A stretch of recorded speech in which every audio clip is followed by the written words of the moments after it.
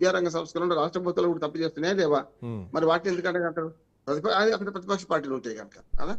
ఇప్పుడు ఉదాహరణకు తెలంగాణ, ఆంధ్రప్రదేశ్, మన కర్ణాటక, హిమాచల్ ప్రదేశ్, మన కేరళలో ఉన్నాయి కదా రాష్ట్ర ప్రభుత్వాలు ఉన్నాయి కదా. 7 రాష్ట్ర ప్రభుత్వాలు ప్రతిపక్ష పార్టీలు ఉన్నాయి కదా మొత్తం దేశం ఉమ్, మీద. ఆ ఉమ్. 7 రాష్ట్ర ప్రభుత్వాలు కూడా తప్పులు చేస్తున్నాయా లేవా? విద్య కేంద్రం సొత్తు కాదు కదా. కేంద్రం టేకప్ చేస్తా అంటే మీరు ఎవరు చేస్తేందుకు కాషాయీకరణ అంటారు.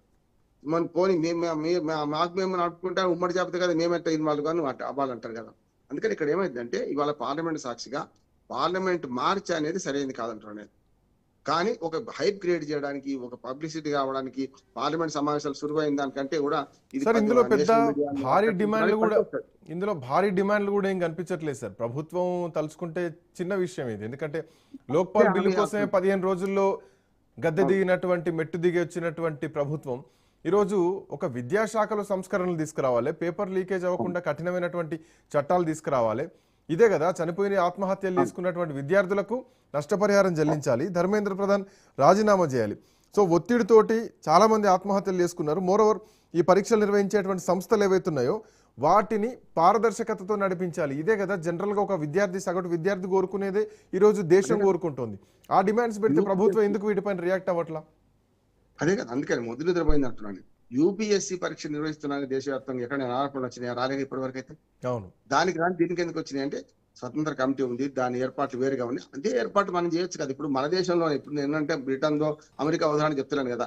మన దేశంలో యూపీఎస్సీ పరీక్షలు ఎట్లా చేస్తున్నారు, ఇదే అట్లా చేయండి అంటున్నాను.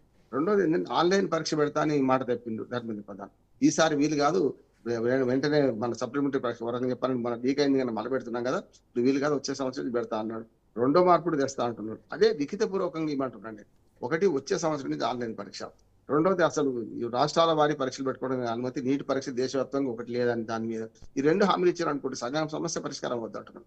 అసలు కంటే కొసరు ఎక్కువ అవుతుంది సమస్యలు అంటున్నాను. ఇప్పుడు ఏం చేస్తారు, ఇంతసేపు ధర్మేంద్ర ప్రధాన్ రాజీనామానే ముందుకు వస్తుంది. ఈ 2 కీలకమైన అంతేందుకు మీరు అన్నట్టు శ్రీకాంత్ గారు, ఈ విద్యారంగ సంస్కరణలో చేయాల్సిన పనులు అని దాని మీద కూడా ఆయన మంచి మన లడఖ్లో మంచి ప్రయత్నం చేసిండు. ఆయన విద్యారంగ సంస్కరణలు ప్రభుత్వం అమలు చేసింది కూడా. ఆనాడు ఉమ్మడి జమ్మూ కాశ్మీర్ ఉన్నప్పుడు, లడఖ్ ఇప్పుడు కేంద్రపాలిత ప్రాంతం అయింది కానీ ఆనాడు ఆయన సువాన్ వాంగ్చుక్ పనిచేసినప్పుడు అక్కడ మంచి పరిణామాలు చేసి స్కూల్ కూడా పాటించింది, ప్రభుత్వాలు పాటించిన ఆయన సూచనలు అంటున్నాను నేను.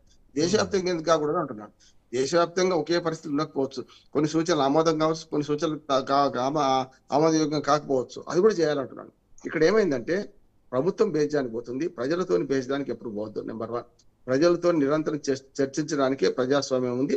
దానికి చట్టసభలు ఒక వేదిక, ప్రజాభిప్రాయం మన్నించడానికి చట్టసభలు ఉన్నాయి. ఇప్పుడు మనది ప్రాతినిధ్య ప్రజాస్వామ్యం శ్రీకాంత్ గారు. ప్రాతినిధ్య ప్రజాస్వామ్యం అంటే వార్డు మెంబర్ అందరం వార్డులో పెత్తనం చేయలేం కదా, వార్డుకి ఒక్కరిని ఎన్నుకుంటాం.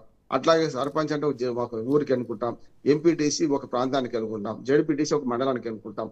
అట్లా ఎంపీ దాకా అంటే పంచాయతీ మెంబర్ నుంచి ఎంపీ దాకా స్పష్టంగా మనం మన అధికార